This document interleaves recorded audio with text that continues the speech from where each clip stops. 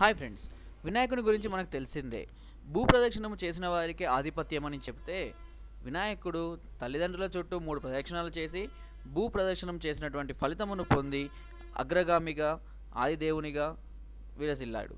అయితే ప్రస్తుత కాలంలో అది సాధ్యమేనా?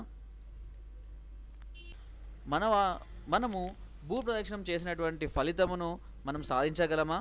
తల్లిదండ్రుల యందు అంత ప్రేమ అభిమానాలతో మనసులో ధ్యానిస్తూ వారి చుట్టూ తిరిగి అంతటి పుణ్యాన్ని మనం పొందగలమా? అయితే కొన్ని చేయడం వలన అంతటి ఫలితముని పొంది అన్ని పాపములను హరింపబడుతుందని పునీతులు కాగలరని కొంతమంది శాస్త్రవేత్తలు చెబుతున్నారు.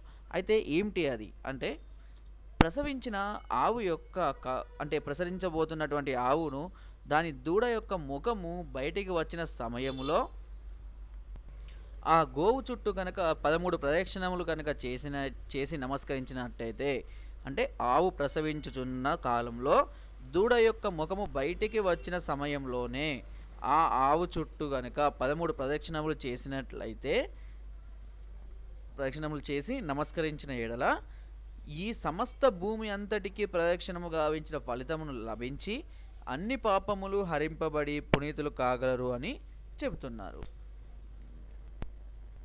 నా వీడియో కనుక మీకు నచ్చినట్టయితే ఒక లైక్, ఒక షేర్ చేయండి. మరిన్ని వీడియోస్ కోసం